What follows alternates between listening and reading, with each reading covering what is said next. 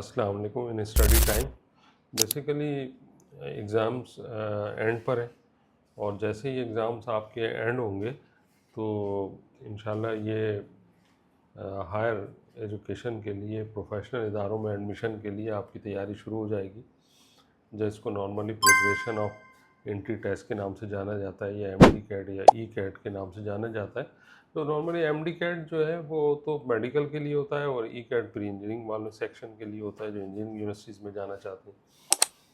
तो आज की इस वीडियो का जो पर्पज़ है वो ये है बेसिकली कि हम ये जान सकें कि एमसीक्यूज़ की जो फॉर्मेशन होती है और उसके जो आंसर की सिलेक्शन होती है वो कम से कम वक्त में आप किस तरह कर सकते हैं। एक तो आपकी ज़ाहिर बात है तैयारी है, क्योंकि आप फाइनल एग्ज़ाम दे के आगे बढ़ रहे हैं, लेकिन कुछ ऐसी टेक्निक्स होती हैं जिससे एमसीक्यूज़ जो हैं उनको जल्द अज जल्द यानी मिनिमम टाइम के अंदर आप किस तरह सॉल्व कर सकते हैं। तो वो मैं आज कुछ इसमें इंट्रोडक्शन दे रहा हूँ कुछ क्वेश्चन के हवाले से। अगर आपको तो इसको बहुत डिटेल में जानना है तो फिर हम दिए गए नंबर पर आप हमें कांटेक्ट कर सकते हैं ताकि हम आपको कंप्लीट कोर्स प्रोवाइड कर सकें। ओके स्टूडेंट, ये फर्स्ट क्वेश्चन है। The actual yield of a reaction is 75 grams while theoretical yield is 200 gram, then percentage yield is yield basically जो है वो किसी भी प्रोडक्ट की फॉर्मेशन को कहते हैं। तो नॉर्मली जब कोई रिएक्शन होता है तो उसमें आइडियली कोई प्रोडक्ट बन रही है, जैसे हम एक आर्बिट्री सब्सटेंस ले लेते हैं ए और बी और सी की फॉर्मेशन हो रही है, तो सी जो है हमारा प्रोडक्ट है। तो थियोरेटिकली हमेशा प्रोडक्ट जो है वो ज़्यादा होता है और प्रैक्टिकली जब हम इसको किसी इंडस्ट्री में प्रिपेयर कर रहे होते हैं, अमोनिया है, हाइड्रोजन है, कोई भी गैस है या कोई भी सब्सटेंस है, तो उसकी प्रैक्टिकल यील्ड जो है वो पैदावार जो है वो उससे कम हो जाती है। उसमें फैक्टर्स हैं कुछ लॉस के एफिशिएंसी की वजह से। नाउ तो इसमें ये पूछा गया है कि 75 ग्राम्स थ्योरेटिकल यील्ड है, 200 ग्राम थ्योरेटिकल यील्ड है, 75 ग्राम जो है प्रैक्टिकल यील्ड है, या जिसको एक्चुअल यील्ड भी कहा गया है।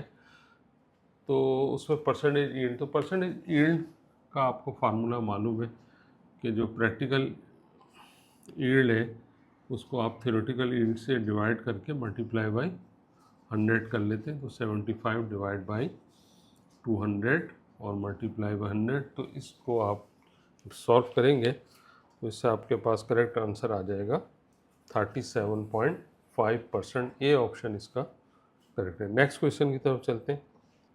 Question number 2, the mass of 3 moles of sodium hydroxide will be.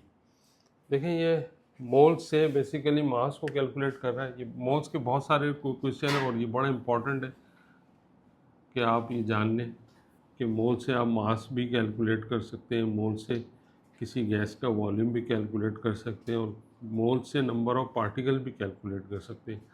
तो ये ट्राई का है, आपको ये रिलेशनशिप तीनों याद होनी चाहिए कि मोल से मास किस तरह कैलकुलेट कर सकते हैं, मोल से वॉल्यूम किस तरह कैलकुलेट कर सकते हैं, या मोल से एन किस तरह कर सकते हैं, या इनका रिवर्स भी आपको पता होना चाहिए।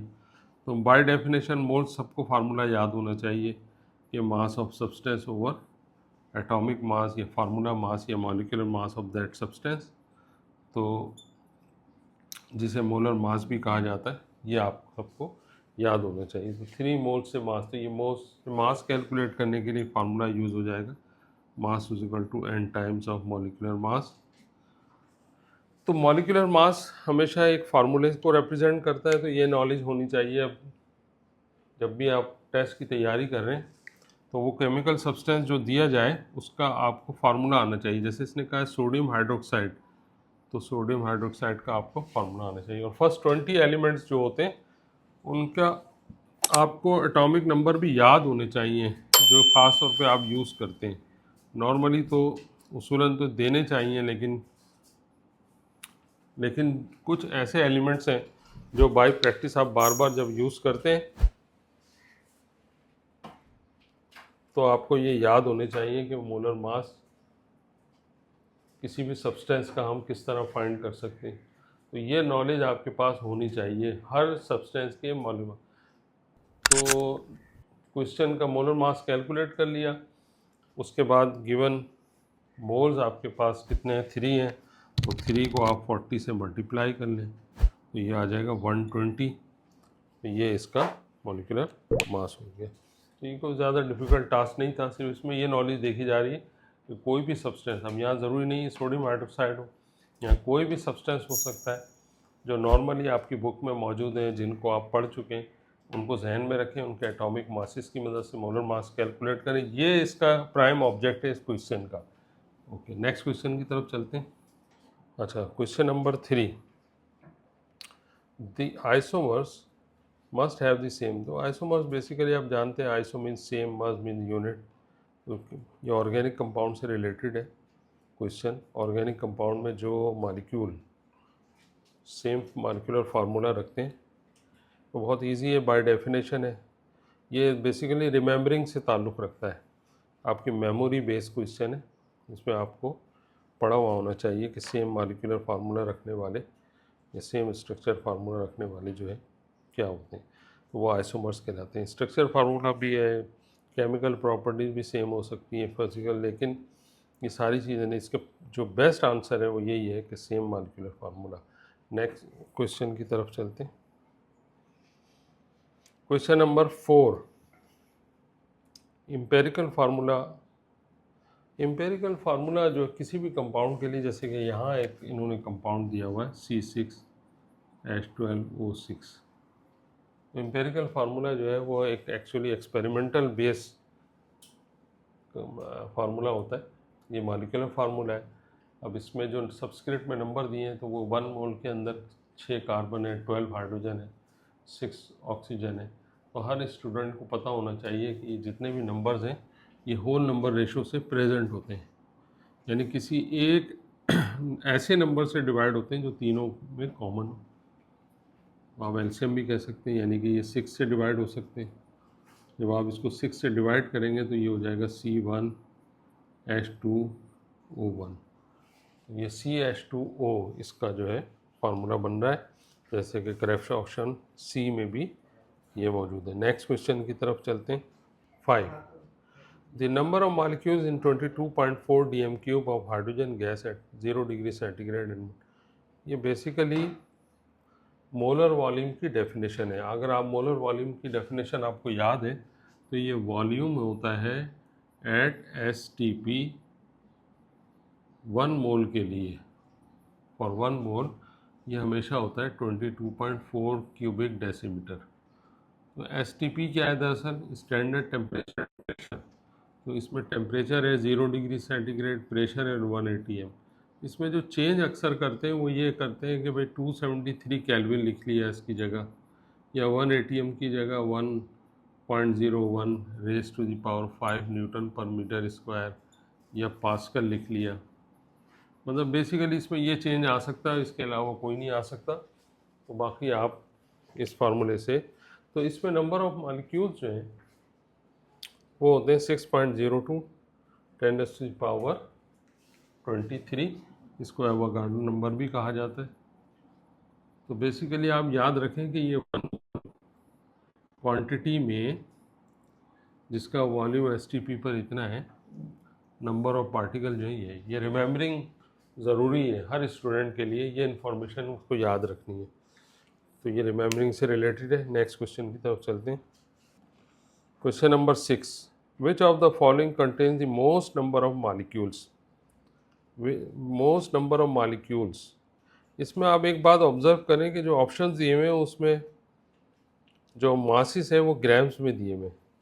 तो इसका मतलब है कि मास और नंबर ऑफ मॉलिक्यूल्स में रिलेशनशिप है। देखें, मैंने अभी एक आपको एग्जांपल के ज़रिए बताया था कि मास और नंबर ऑफ मॉलिक्यूल्स और वॉल्यूम ये तीनों मोल से रिलेटेड है।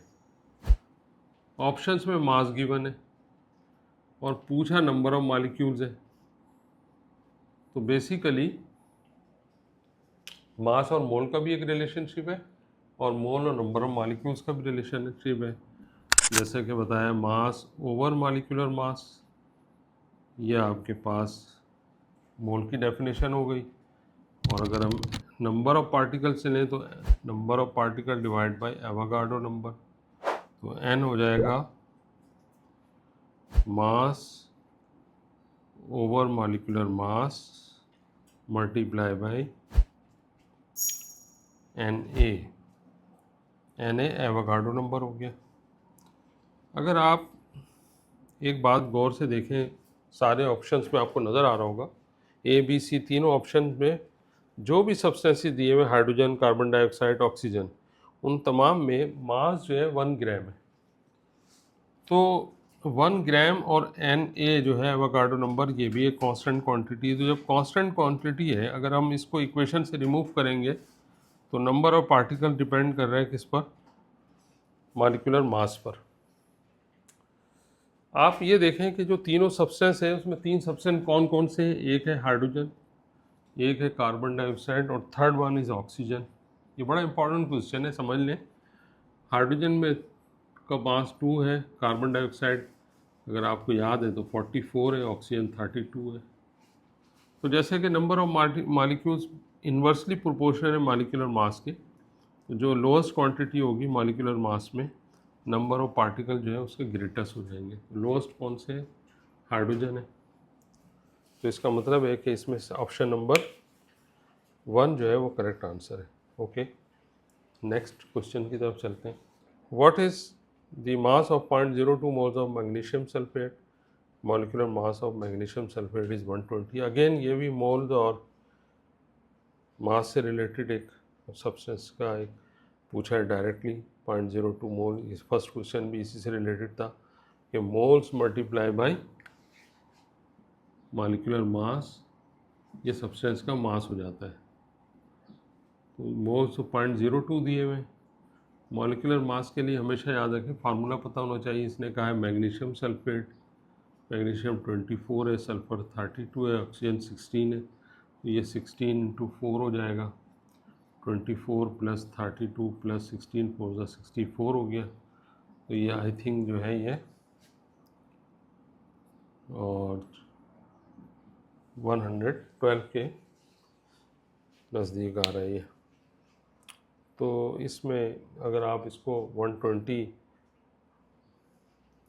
Magnesium molecular mass of magnesium sulphate इसने 120 दिया हुआ है यहाँ पर बुक में, तो जो भी गिवन है आप उसको यूज़ कर सकते हैं।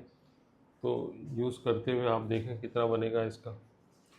120 से आप इसको मल्टीप्लाई कर लें मॉलिक्यूलर मास से, तो ये आ रहा है 2.4 ग्राम। तो ऑप्शन नंबर डी जो है वो करेक्ट आंसर है। नेक्स्ट क्वेश्चन की तरफ चलते हैं। नेक्स्ट क्वेश्चन है, if the pressure is increase by 2 times at constant temperature the volume will be.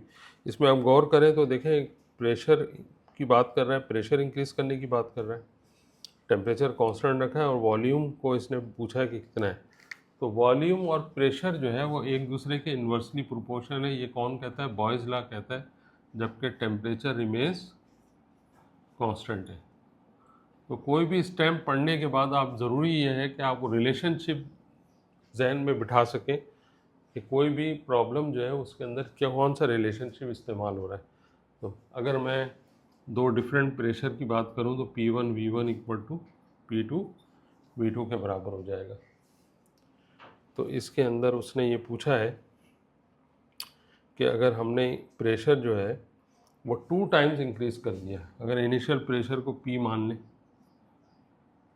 Volume को V मान लें, तो फाइनल प्रेशर 2P हो जाएगा और फाइनल वॉल्यूम जो है वो कितना राइज होगा ये फाइंड करना है हमने।